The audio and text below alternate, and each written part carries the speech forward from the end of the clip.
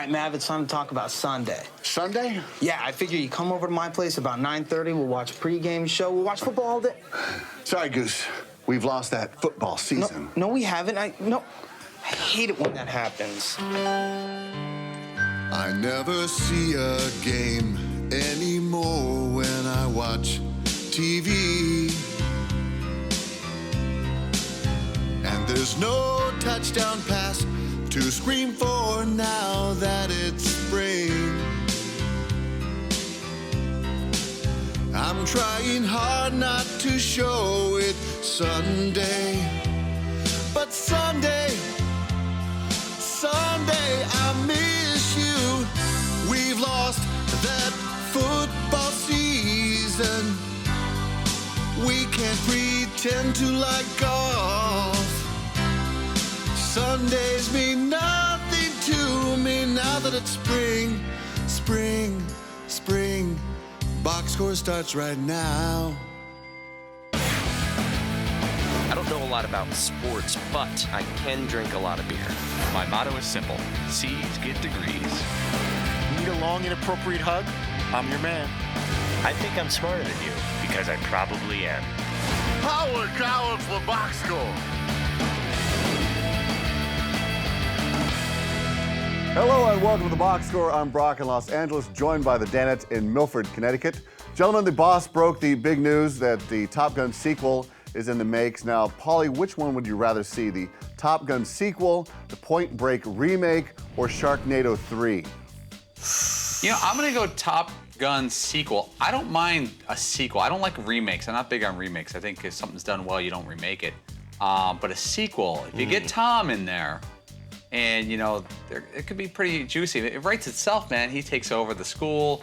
Goose's son applies to be into the school. Da-da-da-da-da. Next thing you know, Tom saves the world. I see Oscars all around. Now, Seton, the producers and Hollywood brass have seen your audition tape, and they are thoroughly impressed with the beach volleyball scene. You look super sexy, matching skin to the pale white tank top there, and a little blemish on the leg, but they'll look past that. Now, the role is small. It's yours if you want it. So if you had to come up with a pilot's nickname, what's it going to be? Is it going to be Maverick? It can't be Maverick and Iceman because they're off the board. What's yours going to be? Wow, my pilot nickname? I don't know. I've never thought of that. Death Wish. Interesting. Yeah, that would Johnny be a good Gravity. one. Yeah. Wow, I don't know. I'm sure it has something to do with maybe, well, I tend to go right to like the Irish thing or the beer thing. So I don't know. Maybe the Dominator. It's like a 420 situation. I don't know. All right, how about this, McLovin? What's the best sequel you've ever seen? Whoa, that's a hard question. Godfather 2 is what the go-to for everybody. As the only sequel. Everything else stunk. I mean, Jaws 2 was not as good as Jaws. But not horrendous. Rocky 2. Oh, Empire's good. Oh, Rocky 2 was great. Oh, and Khan. Star Trek 2 is the best of the series, as Seinfeld knows. That might be the only Superman 2. Yeah, I'll tell you, I think Star Trek Wrath of Khan is the best one, Yes. and it's the second, which no other franchise. Superman, though, Zod is 2, and everyone thinks, they forget about 1. Sure. So, you know what? Those are similar, Khan, Zod. You guys are nerding out so hard right now. Dude, that's not nerding out. These are huge mainstream American movies. Wrath of Khan. The only thing I know about Wrath of Khan is the Saturday Night Live parody that no sneeze guard. I always want to know, did Ricardo Montalban, were those his pecs? Or did he have pec implants? Or is there Is that the one where the bug goes into the guy's ear? Oh, that's the worst. And you know all about General Zod as the greatest Superman bad guy ever. Neil Zod. Neil before Zod. Thank you, Terrence. Son of Jor-El. Now, Fritzy, if you could make a sequel of another 80s franchise, what's it going to be? Is it going to be Lethal Weapon, Die Hard, or Beverly Hills Cop 3? Or Beverly Hills Cop? I was big on Die Hard. I was going to say Busty Cops 2 or Co-Ed Confidential 2, but I think they're already up to like 5 or 6 on those. But I could go for another, while Bruce Willis still, he still has his looks and he still has got his physique there a little bit. If they wanted to do one more Die Hard movie, I'd be up for that. Die Hard 4? 6. Only up to 6. Would be up to They're 6. racing Rocky for the most sequels. Earth Girls Are Easy Part 2. All right, well, in other Hollywood news, the boss has another Hollywood role, and it was supposed to be kept a secret, and it may still be now, thanks to McLovin taking a nosedive into the ball rack. Interesting suggestion on Twitter about your movie role. 5 seconds. My movie role. Yeah, so people on the Twitter are suggesting, is this possibly the guy who did The Incredibles? Wait, how did it get on Twitter? That wasn't on the air. When you... This one is under lock and key. What do you? Oh, no. He didn't give it out. But he's got information on Twitter. Oh, fans were writing that in.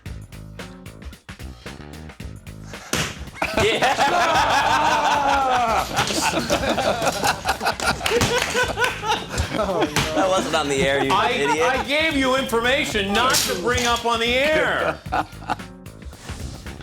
It's a great move, McLovin. Cause a distraction to cover up your mistake. I don't think McLovin actually gave it up. You know, he was confused. Dan told us about an actual movie role that he's going to do with Adam Sandler. And he told us about another possible offer he has that he wanted to keep secret because he's looking into it. And we didn't. I don't think we sold him out. Also, what happened was people were tweeting sequels they wanted to see, and they mentioned this one movie that they wanted to see. I'm like, oh, well, maybe that.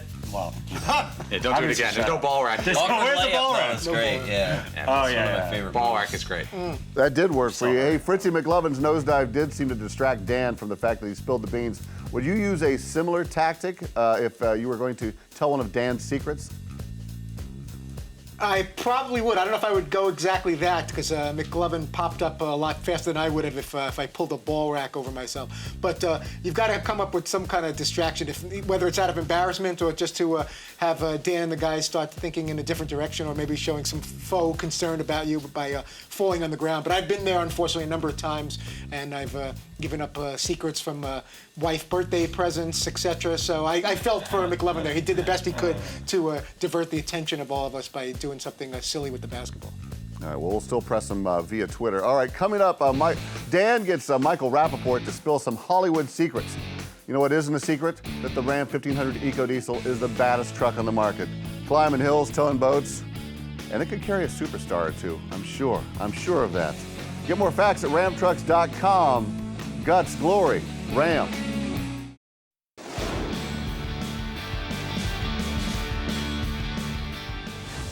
You know, anybody who's saying it's a good draft pick is we don't know nothing about him. We don't know anything about him. He's 19, like, you know, most of these kids were 19, but we never really saw him play. There's a couple of YouTube highlights, but if you look deep on YouTube, there's a couple of YouTube highlights of me, you know, so it's hard for me to be impressed. I'm not as upset as I was. You know, it's concern. It's concern. It's just a general concern. We're back here on the box score. One story following the NBA draft that certainly has New Yorkers talking is the selection at number 4 of Kristaps Porzingis. Now, for the Knicks, what would have been a better selection, McLovin? That was the only selection because everyone behind him didn't fit the Knicks either, including Dan's man crush, Justice Winslow, which I totally agree on. If Justice Winslow's so awesome, why did 5 more teams pass on him, Dan? Yeah, I didn't say that during the show. It would have been good. But one thing about Michael Rappaport, by the way, that's an act. He's like not what's with the Knicks taking this? Yeah. Meanwhile, he played Macbeth at a production at Oberlin College in 1992. I saw it. It was incredible. He has a British accent. It's totally an act. Hey, what's with from Latvia? That's a strong fit. Whatever. That Latvia bit was the great. man played the Bard. I mean, come on. Forget it. Love the Bard. Paulie, has there ever been a draft pick that made you irate as a fan? There was a year where I'm a Chicago Bears fan. The Bears traded their first overall draft pick for Rick Mirer, and the quarterback. And I was like, "What are you doing? He wasn't that good with Seattle, and you gave up a first-round draft pick to get him." There's a bunch with the Bears, especially Bulls, Cubs, but the Bears have had they drafted this offensive tackle named Stan Thomas, and he just looked weak and soft. And he could have been a star for all I knew, but he was awful. Those are the ones that stand out to me. I enjoy the fact that you stick with the fact that his name is pronounced Myra still. Now, Fritzy, has there ever been a selection that made you irate as a fan? Not irate, just more. The story that comes to mind is just more the opposite. What was leading up to Elway becoming a Bronco, and following. Was he going to play baseball with the Yankees and spite? What about Colts? Maurice Clarett when the Broncos took him? The third round draft pick. I know it's third round. Yeah, that didn't bother me too much. The other thing that I was excited about, but it was very short-lived, was even though it was at the end of his career, Jerry Rice, if you remember, was very, very briefly with the Broncos. Claret was number 20, and Jerry Rice had number 19. Did he get out of camp though? I don't think he ever got What out of were you camp. quoting? He was with like Seattle like briefly, then he went to Denver, and then he just. What were retired. you quoted about in the New York Post as a Knicks fan that you were upset about? LeBron going to the Knicks. I was asked if LeBron. I was leaving Madison Square Garden. I was asked if LeBron would become do I think LeBron would become a New York Knick, or would Television I producer want him Todd to be a New Fritz. York Knick? That's right. I made sure they And got you were married. for it, right? Yeah, I was all excited. I figured the more animated and excited I get, the more likely they'll put a quote in and take a photo there. And I just got caught up in the whole moment. I'm like, wow, why just randomly coming to me asking me about LeBron James to the Knicks? So I had a little cute moment there. And then the next morning I woke up and I was just going through the wires and everything. And then there was like a picture of me in like the New York Daily News or Post or whatever it was. So we got a little kick out of it. Very bizarre. It's adorable. Back to Michael Rappaport and him being all ticked off about Kristaps Porzingis going to the Knicks. Dan knew just how to make him feel better. Get him to remember the time that Lisa Kudrow performed exploratory surgery down his throat on the set of Friends. We had a couple of kissing scenes. It didn't say anything about slip your tongue in the cop's mouth. And that's all I'm going to say. It wasn't in the script. Phoebe slips her tongue in the cop's mouth. And I don't, she's a married woman. I love Lisa Kudrow. I'm just saying that it was a couple of takes where I was like, whoa, what's going on here? That's all I'm saying. Did you flub the scenes, or did she to have more takes? All I'm saying is that I'm just trying to be a professional. I'm doing stage kissing, and I'm getting she thinks it's Grease, and she's Rizzo, and like I have a tongue, it's not just in my mouth, it's like down my throat. That's all I'm saying, and I want to keep it professional. I'm just saying that may or may not have happened like 3 or 4 takes in a row. I just love everything about that moment in time there, that part of the interview, from references to Grease and Rizzo to his energy and his excitement and sharing some behind-the-scenes stuff with friends. He's self-deprecating and sharing a little extra stuff about tongues going down his throat with Lisa Kudrow, which I'm sure Lisa would be, she's a playful person. I'm wondering how she would take that, if she'd be a little embarrassed, to say the least, about that. But just hearing him talking about it and sharing something that maybe would be a little out of school. And on top of that, the Arquette story, Patricia Arquette story he was sharing with us by, accidentally touching her breast, or maybe not so accidentally, when he was with us in our New York studios. Guy's a lot of fun. I look forward to having him back with us when he can join us in studio again. Well, the sooner the better. And now, Seton, if you had to pick one of the lovely ladies from Friends to lock lips with, who's it going to be? Jeepers Creepers. Well, it's tough to not say Aniston, but don't sleep on Courtney Cox. No, absolutely not. Why would you? Tremendous. I would dance in the dark with her, if you know what I mean. There you go. That's great, yeah. That's all you did there with the video. Yeah. All right, Fritzy, same question to you.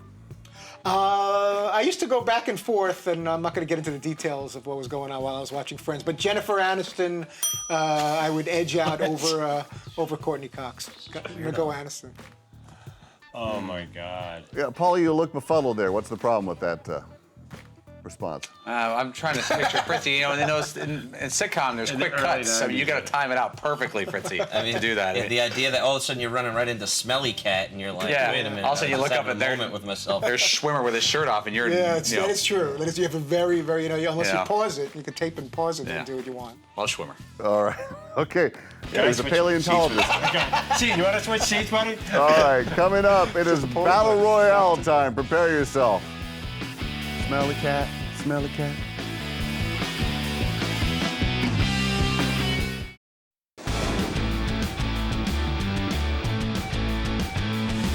Welcome back to the Box Score. Guys, the weekend is over, but that didn't stop the headlines from pouring in. We scoured the interwebs and found a couple that got the Danette's juices flowing. Let's grab a towel, grab your gear, let's go to war. Mark headline, Battle Royale. You know the rules, so let's begin here. Our first headline, Dodgers ace Clayton Kershaw loses 3rd straight for the first time in his career. McLovin, start us off. All right, a little Animal House. Clayton, you're a loser. Meet Mohammed, Jagdish, and Sydney and help yourself to punch and cookies. Yeah, that's a winner right Well there. done. That's a winner. That's a no whammy. No whammy. Babs Jansen, our badge girl. Paulie, what do you have? Where's the magic, Johnson? Kershaw on a losing streak for the first place Dodgers. Magic. Magic owns part of the team. I don't know why would the crowd do that? That was Jake. Wow, that's a tough boo. All right, Seton. I'll be over it. I'll be all right. Hayton Kershaw, fans demand trade as overrated ace drops thrice. Demanding a trade. You're making some stuff up there. What? Overrated. He's going to get traded. Fritzy, your headline. Ace in a hole. Cy Young looking Cy old. Yeah. All right. Second headline. LeBron James opts out of contract expected to re-sign with Cleveland. Fritzy, it's all yours. This is a non-story. He's not cleaving the Cavs. He's not cleaving the Cavs. Why would they hate Cleve? Cleve's good. McLovin, please. Outrage. LeBron opts out of contract. Hey, what's the deal with that?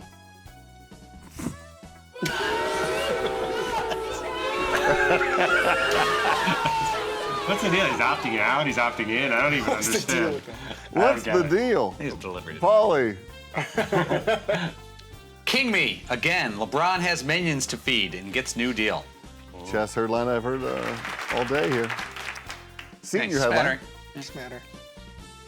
Flopped out. James fakes contract. Media fake story. Fans call foul. Flopped out. He's a flopper. Get that. The rest of it I lost. Right out of the onion. The media fakes the story. It's not Oh, right. media fix the story. Yeah, I got it. Third headline, Team USA defeats China to advance to the semifinal of the Women's World Cup against Germany. Seton, what do you got?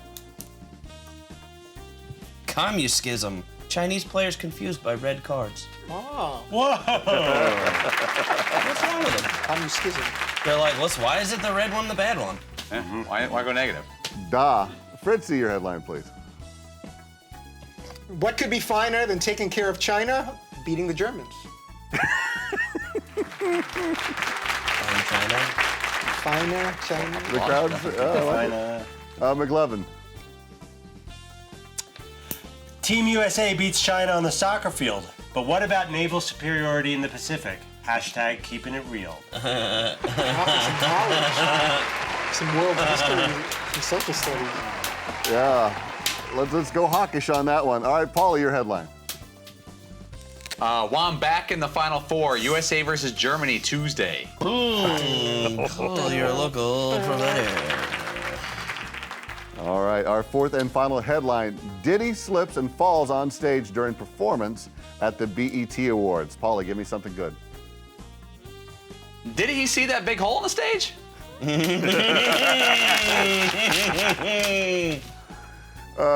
Seton, your headline. Did he or didn't he? Puffy claims spill was staged.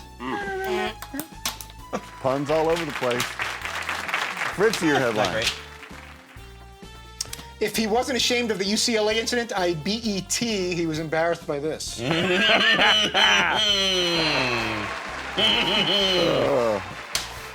times. All right, McLovin, wrap it up for us.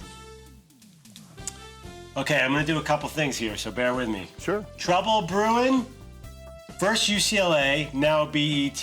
What's next? TBD.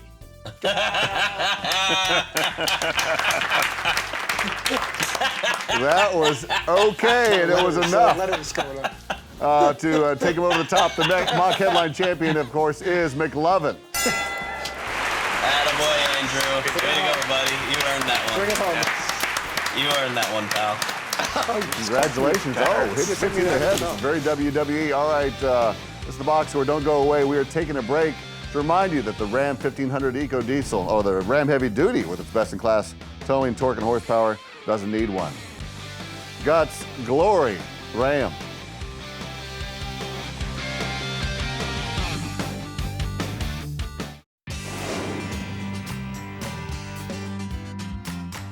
We're closing up shop here at the Box Score. Things were very interesting in the man cave today as things went from normal to paranormal when your friend Geoff the Ghost showed up today and messed with the soundboard. Mike in North Carolina. Hey, Mike. Hey, Dan. Thanks for taking my call. Sure, bud. 5'11", 190. I'm not going to make a skeptical out of my boxing career. What? What was 5'11", 190. I'm not going to make a skeptical. What are you doing over there? We have a malfunction. What's Somebody somebody? It says right here, height and weight bell. It's been the same way for 8 years. Watch what happens when you hit it. I'm not going to make a skeptical out of my boxing. Our guide slipped off its axis. Son of a Jeff. What are you doing? Not cool, Geoff. I was truly baffled. I couldn't have been more confused Right. when I'm looking at that, and I'm like, What it the says heck? right here, height and weight bell. I made it pink so it would always stand out, so I'd know immediately what one to hit. That could have gone far worse if it hit something completely different. Oh, yeah. That was a It was funny one. funny. That was pretty random, actually. Oh, it was hysterical. So as you can see there for the picture, there's this little paper grid that lets you know where everything is on an instant replay, and it had slid down. But I was with Seton. I thought it's not firing. It's missing the one. It's going to a different one. Yeah. So I'm looking like there's a technical issue here. And then all of a sudden I look at the paper like, Wait a minute. Yeah. he probably would have sent it out, had it fixed, bought a new one, yes. spent $2,000, or take the paper and go like this. Right. That was the least technical issue I've ever Yes. seen. It was so confusing, though. I'm like Hysterical. does not compute. Well, the confusion continued because last week you guys were talking about when Kevin Ding called in that you would play the sound effect for him, but instead, the height and weight sound effect, but instead today you played a different greeting. Kevin Ding of Bleacher Report joins us now. First of all, a round of applause there for Kevin Ding. Wait, can I get everybody to applaud for Kevin Ding? Yeah! Yeah! Big Kevin. All right, that was all we wanted, Kevin. Thanks for joining us. Man, Kevin Ding, he's moving up the ranks of frequent guests. I mean, Yeah. yeah, I mean, goes without saying some of the regulars are getting a little nervous. Mr. Kawakami. Mannix. We've never Mannix. brought in any of those guys to a thunderous applause like Kevin Ding just got. Yeah. What's that all about? Florio never Mannix gets gets applauded. Florio Ever. never. He gets booed. He's never been applauded for Maddox anything. gets made fun Ding's of. going to rest on that for the rest of his career. Yeah, I know. I don't think he's going to make any more predictions, though. By the way, about 7 minutes of a 7-minute interview, didn't make any accurate predictions as next Oh, one. yeah, you got to milk that. Yeah. What if you get one wrong? But you're right, though. He's never going to match that again. He should have said, I'll never. That should have been a walk-up interview. He should never do the damn back-to show. But then That's you risk predictive. the chance of not being invited. He just has to avoid actually making any statements of actual prediction. Yeah. It'd be okay. Mannix is the opposite. He just makes wildly inaccurate predictions and can come back every time. Right. Ricky Rubio. His failures are what we clap and cheer Yeah. about. Spain 2012 World Basketball They're Team. stacked. They're stacked. Paulie, when was the last time that a guest got a round of applause? Probably Darius Rucker. He sang the U2 cover song a few months ago, and that was like true applause, where it wasn't like faux applause. That was some faux applause for Kevin Ding. I can't lie to you.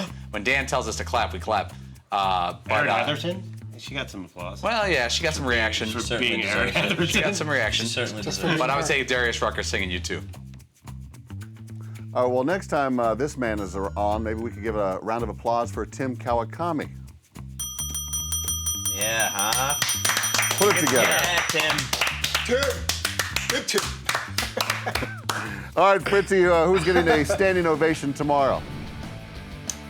Hopefully a Laker guard, former Ohio Hopefully? State great. Well, hopefully we'll give him some love and some applause, but he's joining us. D'Angelo Russell, the #2 pick in the NBA draft so far for tomorrow's show. All right, him and Swaggy P taking over the NBA. All right, thank you, gentlemen. We are back tomorrow, same time, same channel. The podcast is available on iTunes or at podcast1.com. Welcome back, stand back. I don't know a lot about sports, but I can drink a lot of beer. My motto is simple. C's get degrees. Need a long, inappropriate hug?